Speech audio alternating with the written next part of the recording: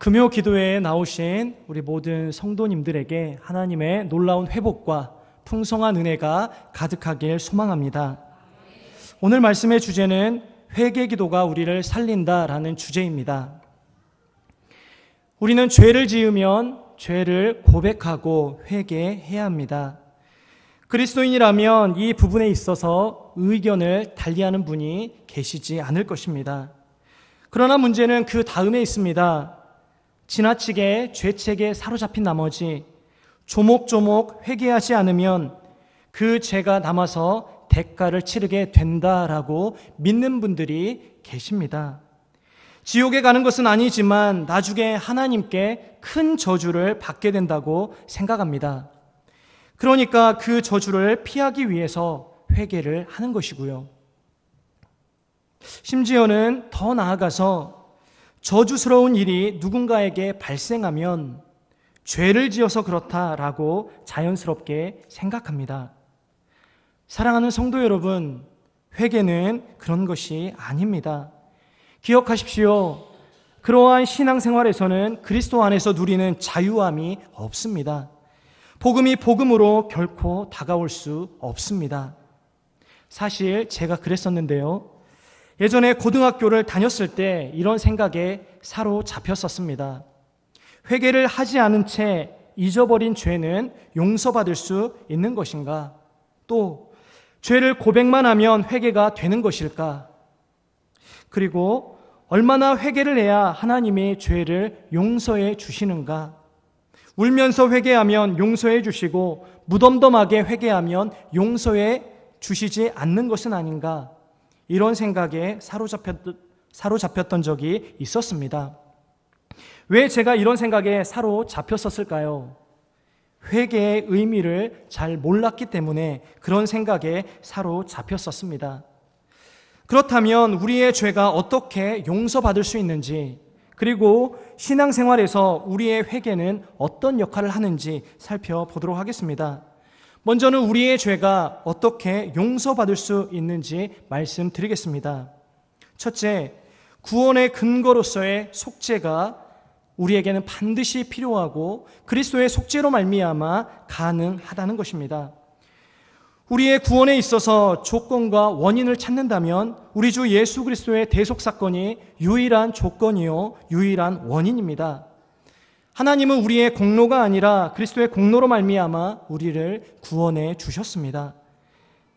그리스도께서 율법에 적극적으로 순종하시고 또한 대속의 제물로 죽으시고 부활하신 것이 구원의 유일한 조건이요 유일한 원인입니다. 로마서 3장 24절 말씀은 이렇게 말하고 있습니다. 우리 함께 읽어보도록 하겠습니다. 시작.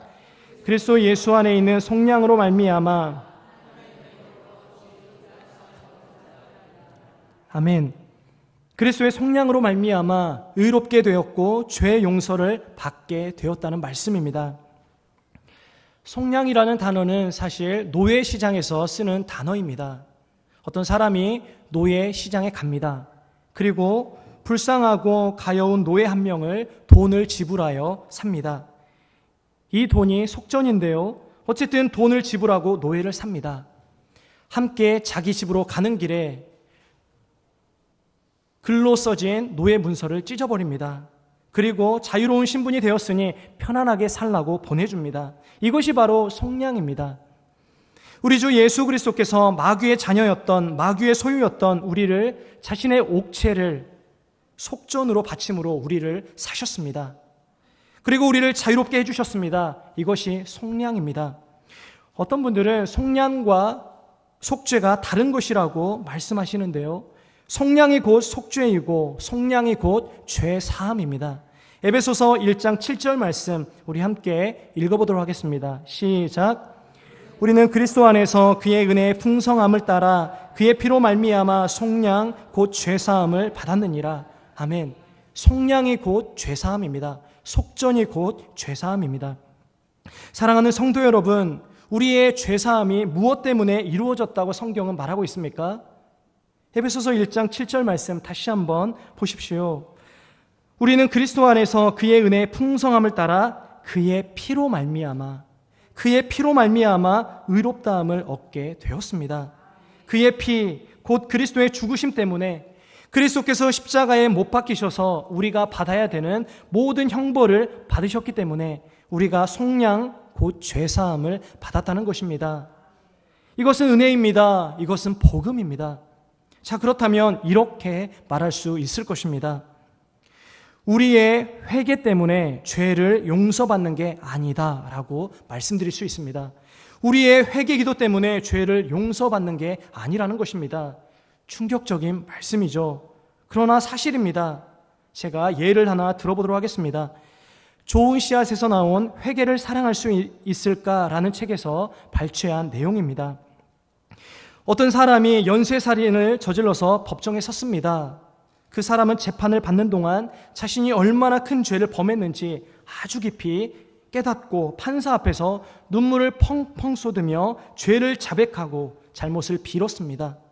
그 고백이 얼마나 진실하고 절절했는지 판사는 그만 감동하여 무죄를 선언해버리고 말았습니다. 성도 여러분, 이 판사는 어떤 판사입니까? 의로운 판사입니까? 아니면 불의한 판사입니까?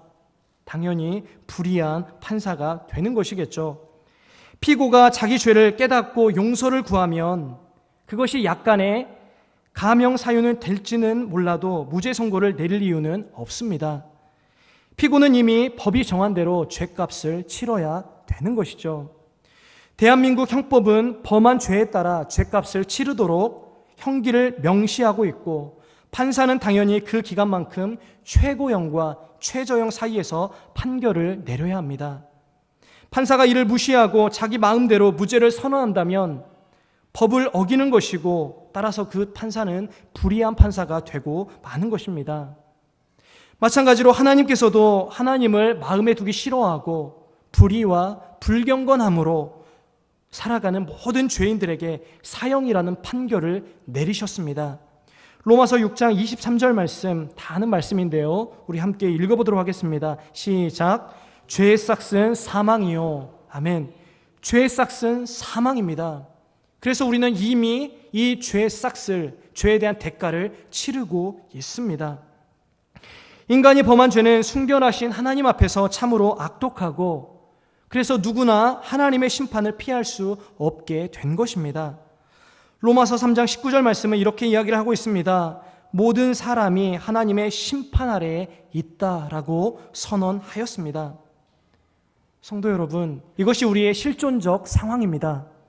그런데 이러한 상황에서 그리스도의 공로 없이, 그리스도의 은혜 없이 우리가 회개만 한다면 심판을 피할 수 있을까요? 회개만 한다면, 뉘우치기만 한다면 우리에게 불어닥치는 심판을 피할 수 있을까요? 피할 수 없습니다. 이렇게 말씀드리면 성경에 조예가 깊으신 분들은 이렇게 질문을 하실 것입니다.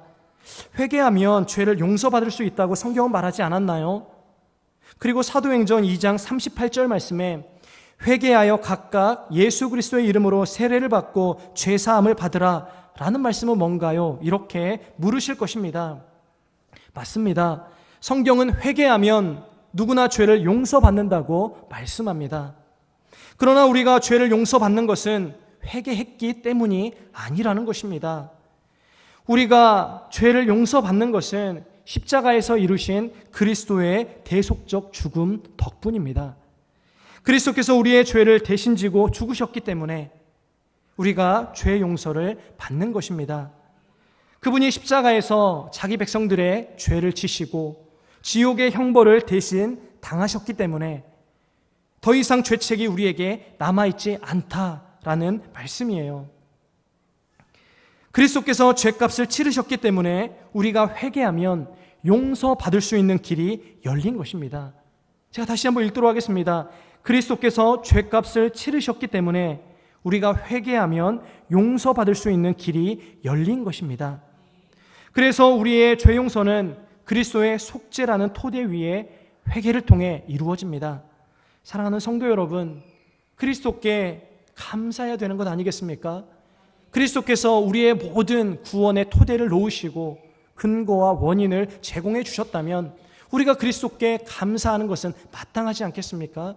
감사하는 차원을 뛰어넘어 이제는 그리스도를 찬양하고 그리스도를 자랑하는 것이 마땅하지 않겠습니까? 우리가 그리스도를 찬양하고 또한 그리스도께 감사하며 또한 그리스도를 전파하는 적극적인 그리고 자발적인 신앙생활을 해가도록 합시다. 다음으로 우리의 구원에 있어서 그리스도의 속죄 다음으로 오는 것이 바로 회심입니다. 앞서 그리스도의 대속적 죽음으로 말미암아 우리가 받게 될 모든 형벌은 객관적으로 면제되었고 이미 치러졌다고 말씀드렸습니다. 이미 그리스도의 속죄 사건으로 말미암아 모든 토대가 놓여져 있는 것입니다. 그러면 그리스도께서 토대를 놓으셨기 때문에 근거를 제공해 주셨기 때문에 모든 사람들이 구원받는가? 그렇지 않습니다. 회심한 사람들, 성령 세례를 받은 사람들이 구원함을 받게 됩니다. 자, 그렇다면 그리스도의 공로로 실제로 받고 누리기 위해서는 어떤 일이 일어나야 할까요? 우리의 지정의를 포함한 모든 인격이 그리스도를 향하여 나아가야 합니다. 말씀을 듣고 우리의 죄를 깊이 뉘우치고 그리스도를 신실하게 붙드는 믿음이 일어나야 합니다. 이것이 신학적인 용어로는 회심입니다. 이 회심은 단 한 번 일어나는 것이고 사도행전에서는 성령 세례라고 언급하고 있습니다. 우리 사도행전 1장 5절 말씀 우리 같이 한번 읽어보도록 하겠습니다. 시작. 요한은 물로 세례를 베풀었으나 너희는 몇 날이 못되어 성령으로 세례를 받으리라 하셨느니라. 아멘. 우리 한 구절 더 읽도록 하겠습니다. 사도행전 11장 16절 말씀 우리 함께 읽겠습니다. 시작. 내가 주의 말씀에 요한은 물로 세례를 베풀었으나 너희는 성령으로 세례를 받으리라 하신 것이 생각났노라. 아멘. 그리스도를 영접하는 모든 사람들은 성령 세례를 받는 사건이 일어나야 합니다. 이 성령 세례는 단회적인 사건입니다. 평생에 있어서 한 번 일어나는 것이고 또한 그때부터 성령께서는 그 사람 안에 영원히 내주하십니다. 그래서 회심은 엄청난 사건이에요. 이 회심으로 말미암아 우리가 하나님의 자녀가 아니었던 데서 하나님의 자녀가 되는 것이고 하나님을 찬양하지 않는 자리에서 하나님을 찬양하게 되는 것이에요.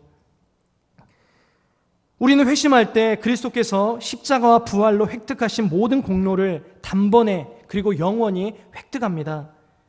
그 순간 우리는 과거와 현재 그리고 미래의 모든 죄를 속량받습니다. 그리고 하나님께서는 그 사람을 영원히 받아들이십니다. 하나님께서는 그를 기뻐하시며 무죄로 선언하실 뿐만 아니라 하나님의 자녀로 삼아주시고 또한 그리스도의 신부로 우리를 삼아주시고 하나님의 시민으로 우리를 받아들여 주십니다. 이렇게 말씀드리면 목사님 그렇다면 더 이상 회개할 필요가 없다는 말씀인가요? 라고 물으시는 분들이 계십니다. 사실 구원파의 논리가 그렇지 않습니까? 한번 구원받으면 더 이상 회개할 필요가 없다라고 가르치는 것이 구원파의 논리 아닙니까? 최초로 회개할 때 속죄의 공로 전체를 받았기 때문에 이후로는 회개할 필요가 없다는 것이 구원파의 구원론입니다. 그들은 다시 회개를 하면 오히려 속죄의 공로를 믿지 못하는 죄를 짓는 것으로 봅니다. 그래서 교리적으로 그 사람들은 회심한 이후에 회개하지 않는다는 교리를 내세웁니다. 그러나 우리의 구원은 그렇지 않습니다. 세 번째, 구원의 보증으로서의 회개와 회개 기도에 대하여서 설명하며 말씀을 맺도록 하겠습니다. 결론적으로 말씀드리면 회심 이후에 우리는 회개와 회개 기도를 통해 온전해져야 합니다. 우리가 회심을 하였다면 회심이 시발점이 되어 지속적으로 회개하고 지속적으로 그리스도를 닮아가는 온전함으로 우리가 나아가야 된다는 것입니다. 제가 굳이 회개와 회개 기도를 구분한 이유가 있습니다. 왜냐하면 많은 사람들이 회개와 회개 기도를 오해하고 있기 때문에 제가 구분을 했습니다. 오늘 본문 말씀을 다시 읽어보며 이 회개와 회개 기도가 왜 우리의 삶에 있어서 중심을 이루어야 되고 또한 이 삶이 우리를 살리는 삶이 되는지 우리 한번 살펴보도록 하겠습니다. 오늘 본문 말씀 우리 같이 한번 읽겠습니다. 시작. 우리가 물어 이르되 그러면 우리가 무엇을 하리이까? 대답하여 이르되 옷 두 벌 있는 자는 옷 없는 자에게 나눠줄 것이요 먹을 것이 있는 자도 그렇게 할 것이니라 하고 세리들도 세례를 받고자 하여 와서 이르되 선생이여 우리는 무엇을 하리이까 하매 이르되 부과된 것 외에는 거두지 말라 하고 군인들도 물어 이르되 우리는 무엇을 하리이까 하매 이르되 사람에게서 강탈하지 말며 거짓으로 고발하지 말고 받는 급료를 족한 줄로 알라 하니라. 아멘. 세례 요한은 회개의 세례를 전파했습니다. 회개하라고 외친 것이죠. 회개하라, 천국이 가까이 왔느니라. 그랬더니 두 부류의 사람들이 세례를 받으러 나옵니다. 첫 번째 부류의 사람들은 진심으로 다시 하나님의 율법대로 살고자 결심하는 자들이었습니다. 그들은 자기들의 죄를 자백하고 세례를 받습니다. 세례 요한도 이들에게는 서슴없이 세례를 베풀어 줍니다. 그러나 또 다른 부류가 있었는데요, 이들에게는 그렇게 하지 않았습니다. 이들은 누가복음에서는 세례를 받으러 나오는 무리들이라고만 나옵니다. 우리 누가복음 3장 7절 말씀 함께 읽어보겠습니다. 시작. 요한이 세례 받으러 나오는 무리에게 이르되 독사의 자식들아 누가 너희에게 일러 장차 올 진노를 피하라 하더냐. 아멘. 세례를 받으러 나오는 무리에게 이렇게 말하고 있습니다. 그러나 병행 구절인 마태복음 3장 7절을 보시면 그들이 누구인지 나옵니다. 우리 마태복음 3장 7절 말씀 우리 같이 한번 읽도록 하겠습니다. 시작.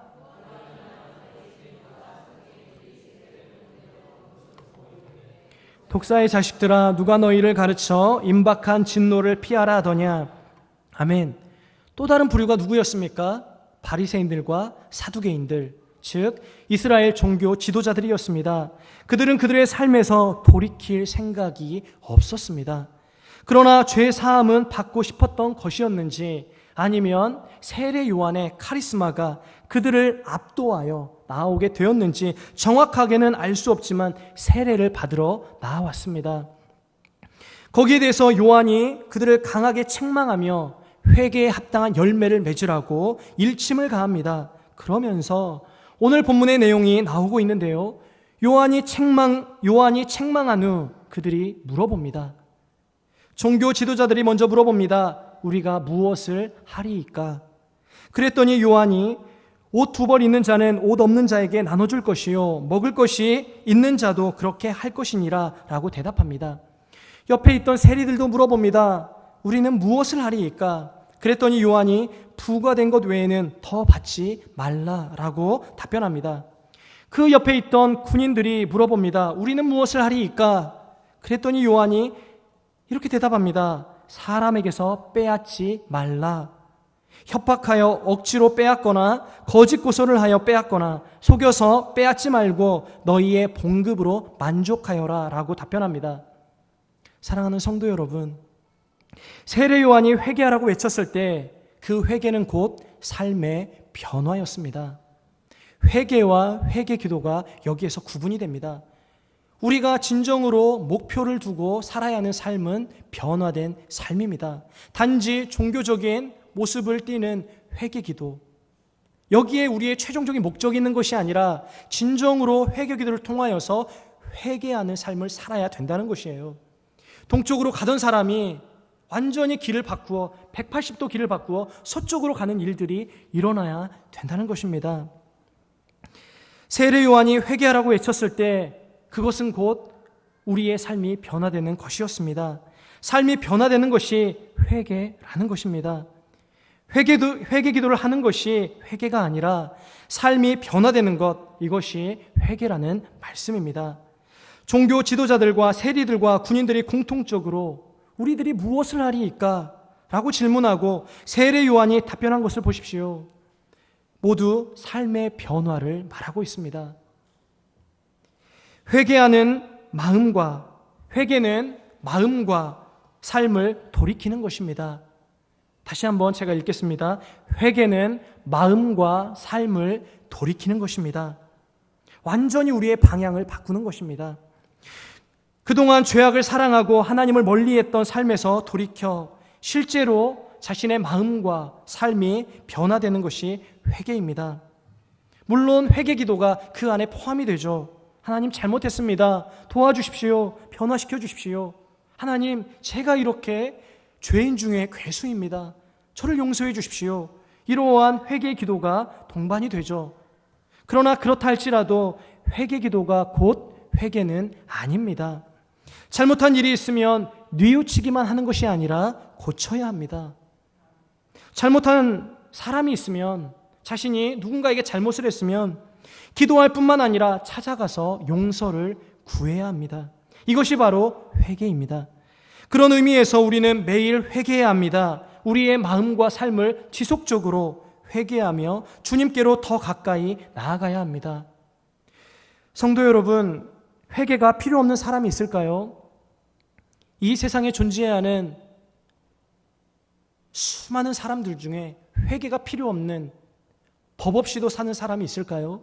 없습니다. 단 한 사람도 없습니다. 매일매일 회개해야 우리가 예수님의 제자로 살 수 있습니다.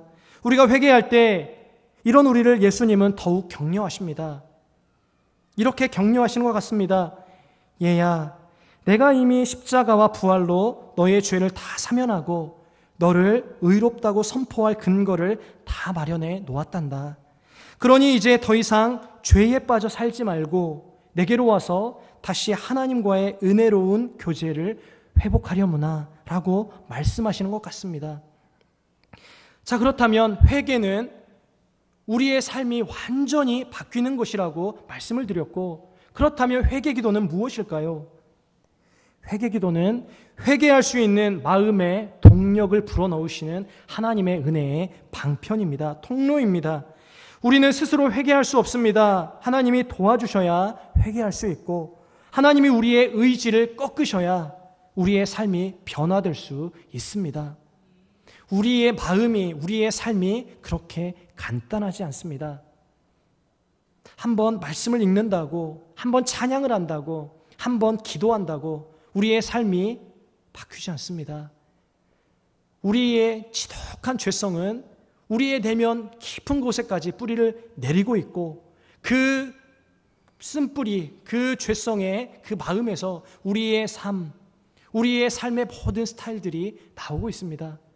그러니까 이 마음을 변화시키는 하나님의 강력한 힘이 필요한데, 그 힘은 회개의 기도를 통하여서 온다는 것입니다. 한편 회개 기도는 두 가지로 구분이 되는데요, 율법적인 회개 기도와 복음적인 회개 기도로 나뉩니다. 간단하게 설명을 드리면, 율법적인 회개 기도는 받게 될 형벌 때문에 죄를 뉘우치는 것입니다. 죄를 회개하는 것입니다. 우리도 그럴 때가 있지 않습니까? 어떤 죄를 저질렀습니다. 자신도 너무 무서워합니다. 두려워합니다. 그래서 그 죄에 대한 형벌이 두려운 나머지 하나님께 회개합니다. 하나님, 잘못했습니다. 용서해 주세요 라고 기도합니다. 그런데 이렇게 기도할 때 그 기도자의 마음이 어떤 마음이냐면, 받게 될 형벌이 두려워서 죄를 회개하는 것입니다. 이것이 바로 율법적인 의미에서의 회개입니다. 그러나 복음적인 회개 기도는 다릅니다. 하나님과의 관계를 망가뜨린 죄 그 자체 때문에 자책하고 슬퍼하는 것입니다. 복음적인 회개 기도의 목표는 형벌을 피하는 것에 있지 않습니다. 하나님을 다시 사랑하고 즐거워하는 것에 회개의 목적이 있습니다.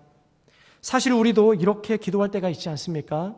때로는 율법적인 회개 기도를 할 때도 있고 복음적인 회개 기도를 할 때도 있습니다. 저도 그렇습니다. 때로는 제가 받게 될 그 죄에 대한 형벌 때문에 하나님 앞에 율법적인 회개 기도를 드릴 때가 있습니다. 그러나 복음적인 의미에서 회개 기도를 드릴 때가 더 많이 있습니다. 때로는 이럴 때도 있지 않습니까? 율법적인 회개 기도를 드리다가 기도를 마치고 올 쯤에 복음적인 회개 기도로 바뀔 때도 있습니다. 그러나 기억하십시오. 두 부류의 회개 기도가 있을지라도, 두 가지의 회개 기도가 있을지라도 하나님께 인정받는 회개 기도는 복음적인 회개 기도라는 것입니다. 하나님은 우리가 매일 하나님께 돌아오기를 소망합니다. 단지 우리가 받게 될 형벌 때문에 하나님께 돌아오는 그 차원이 아니라 하나님과의 관계를 회복하는 차원에서 돌아오기를 소망합니다. 그리고 우리와 풍성히 교제하기를 원하십니다. 우리 하나님의 말씀을 우리 살펴보도록 하겠습니다. 예레미야 25장 5절 말씀입니다. 함께 읽겠습니다. 시작. 그가 이르시기를 너희는 각자의 악한 길과 악행을 버리고 돌아오라. 그리하면 나 여호와가 너희와 너희 조상들에게 영원부터 영원까지 준 그 땅에서 살리라. 아멘. 에레미야 말씀만 나오는 것이 아니에요. 호세아 말씀에서 나오는데요. 우리 좀 쉬운 성경으로 읽어보도록 하겠습니다. 시작. 이스라엘아, 내 하나님 여호와께 돌아오너라. 내가 내 죄악 때문에 쓰러졌구나. 이렇게 말하고 있습니다. 사랑하는 성도 여러분, 지난날의 신앙생활을 돌아보시길 바랍니다. 우리가 진심으로 하나님께 돌아왔을 때는 율법적인 회개기도를 드렸을 때가 아니라 복음적인 회개기도를 드렸을 때 우린 하나님께로 돌아왔습니다. 단지 내가 받게 될 그 형벌 때문에 하나님께 회개를 했을 때에는 좀 시간이 지나면 다시 그 죄를 저지릅니다. 그러나 복음적인 의미에서의 회개기도를 드리면 하나님께서 나에게 어떠한 은혜를 베풀어 주셨는데 내가 이 죄, 그깟 죄 때문에 나를 이렇게 사랑하신 그 하나님을 버릴 것인가 라고 하며 우리의 삶이 변화되어지고 다시는 그 죄를 짓지 않는 결과가 나타나게 되는 것이에요. 우리 성도님들도 그러한 은혜가 있지 않았었습니까? 예배를 통하여, 말씀을 통하여 하나님 아버지의 크신 사랑을 깨닫고 그 아버지를 떠나 살았던 지난 날들을 후회하고 통회하며 돌아오지 않았었습니까? 항상 우리가 하나님께 돌아왔었을 때는 이러한 복음적인 회개기도를 통하여서 돌아온 것입니다. 탕자와 같은 마음으로 아버지 앞에 왔을 때에 단지 아버지께 받게 될 그 형벌 때문에 들어간 것이 아니라, 그 집으로 들어간 것이 아니라 그 아버지의 넓으시고 크신 사랑 때문에 아버지께로 돌아간 것입니다. 한번 생각해 보십시오. 하나님께서 우리에게 회개를 요구하시지 않고 구원파 성도들처럼, 그 교리처럼 그저 죄를 용서해 주신다면 마치 하나님이 이렇게 말씀하시는 것과 같습니다. 그래, 좋다. 나는 너를 더 이상 벌하지는 않겠다. 천국에도 보내주겠다. 그러나 네가 나와는 관계도 없고 가깝지 않더라도 나는 상관이 없다라고 말씀하시는 것과 같습니다. 사랑하는 성도 여러분, 우리 하나님은 무정한 하나님이 아니십니다. 아가서를 한번 읽어보시기 바랍니다. 우리를 얼마나 사랑하시는지 성경이 그 사랑의 메시지로 가득합니다. 우리 하나님은 성경 곳곳에서 얘야, 내게로 오렴, 나와 함께 먹고 마시자꾸나 라고 말씀하십니다. 이러한 하나님의 요청에 우리가 아멘하며 하나님, 그렇군요. 하나님이 저를 기다리셨군요. 하나님의 사랑으로 제가 돌이킵니다. 하나님, 이제는 더 이상 하나님의 마음을 아프게 하지 않고 슬프게 하지 않고 이제는 하나님과 먹고 마시며 저의 남은 인생을 살아가겠습니다. 이렇게 결심하게 되어집니다. 이러한 은혜가 우리 모든 성도님들에게 충만하길 소망합니다. 우리 말씀을 기억하며 우리 함께 기도하도록 하겠습니다. 먼저는 그리스도의 대속의 공로를 생각하며 우리 하나님께 감사의 기도를 드립시다. 우리의 조건과 우리의 원인이 아니라 하나님께서 예수 그리스도의 공로로 말미암아 우리를 구원해 주신 모든 은혜에 감사하며 감사의 기도를 드립시다. 그리고 두 번째는 첫사랑의 때, 회심의 때를 생각하며 처음 행위를 회복하도록 합시다. 우리가 처음에 예수님을 만났을 때, 목자 없이 유리하며 방황했을 때 우리가 얼마나 감격하였습니까? 하나님, 참으로 하나님은 저의 편이시군요. 하나님은 저의 하나님이시군요. 우리가 얼마나 감격하였습니까? 그 처음 행위를 회복할 수 있도록 기도하시고요. 마지막으로 매일 복음적인 회개기도를 통해 진심으로 하나님께 돌이키고 하나님과 깊은 교제를 회복할 수 있도록 우리 세 가지의 기도 제목을 가지고 우리 함께 간절히 기도하도록 하겠습니다. 살아계신 하나님, 은혜와 사랑을 감사합니다. 하나님, 그리스도 예수 안에서 우리를 사랑해 주시고 하나님, 그 사랑으로 말미암아 하나님 우리를 구원하여 주시니 감사합니다. 모든 구원의 토대를 마련해 주시고 하나님 우리의 심령을 새롭게 하시어 회심의 은혜를 베풀어 주시고 하나님의 백성으로, 하나님의 자녀로, 하나님의 시민으로 살게 하여 주신 것 하나님 참으로 감사합니다. 하나님, 우리가 하나님의 백성 되었사오니 이제는 하나님의 백성으로서의 특권을 누리며 이 땅을 살아갈 수 있도록 인도하여 주시옵소서. 우리를 구원해 주신 하나님께 감사하며 또한 하나님, 그 첫사랑의 때, 그 회심의 때를 늘 생각하며 하나님 감격적인 신앙생활을 해갈 수 있도록 인도하여 주시옵소서. 하나님, 복음적인 회개가 우리 가운데 풍성하게 하여 주시옵소서.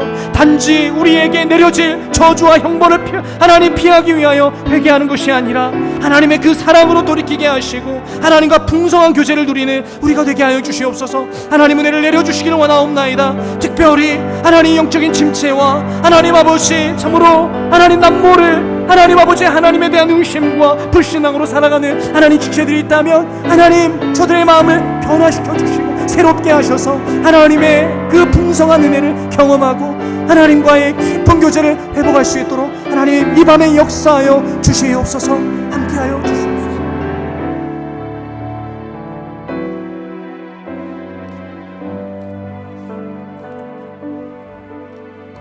우리 들은 말씀을 생각하시면서 항상 함께 어서 돌아오 찬양하시겠습니다.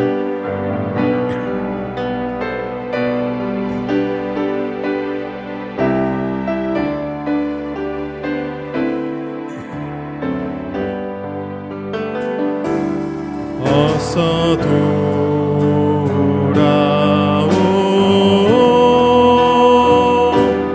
어서 돌아마노.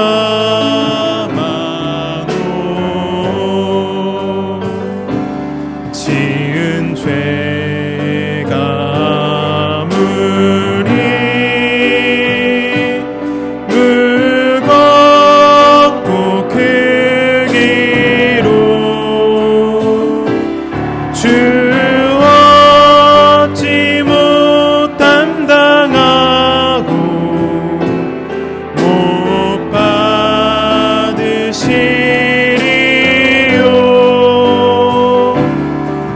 우리 주의 넓은 가슴은 하늘보다 넓고 넓어. 어서 돌아오, 어서 돌아오,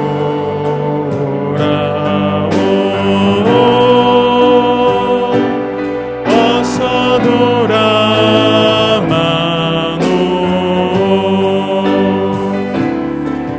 우리 주는 날마다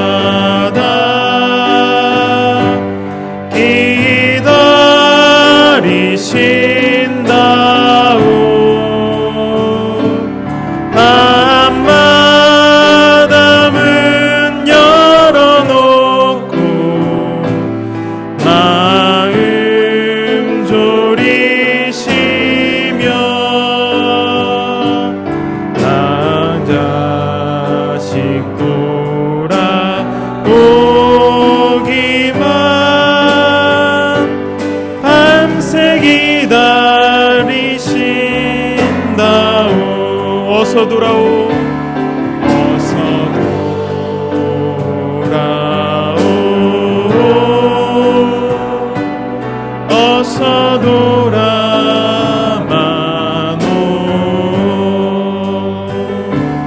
채찍 맞아 아파도 주님의 손으로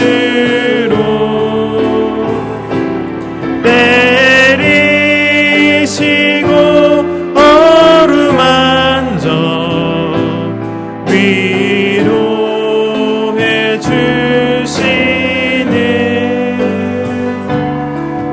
우리 주의 넓은 품으로 어서 돌아오, 어서. 아멘. 우리 시간 말씀을 생각하시면서 다시 한번 기도하실 때 우리 이렇게 기도했으면 좋겠습니다. 우리 특별히 우리의 삶 가운데 반복되는 죄악들, 하나님 앞에 늘 회개한다고 하지만, 회개 기도한다고 하지만 회개의 모습이 나타나지 않는 우리의 삶 가운데 있는 반복되는 죄악들을 집중적으로 우리 하나님 앞에 아뢰고, 하나님, 이것으로부터 제가 자유하기를 원합니다. 그래서 주님께서 허락하시는 그 자유한 삶을 누리기를 원합니다. 완전히 동에서 서에서 먼 것 같이 우리의 죄를 멀리서 옮기신 그 주님의 은혜를 기억하며 우리가 그 하나님께서 원하시는 삶으로 온전히 돌이키기를 원합니다. 우리 이 시간 기도하시면서 다 함께 우리가 삶 가운데서 반복되고 있는 죄악들을 주님 앞에 아뢰고 또한 용서를 구하고 회개 기도하도록 하겠습니다. 기도하겠습니다. 살아계신 아버지 하나님, 우리가 주님의 말씀을 생각하며 주님 앞에 이 시간 다시 한번 기도합니다. 말씀이 우리의 삶 가운데 열매 맺기를 위해서 우리가 다시 한번 기도합니다. 주님, 특별히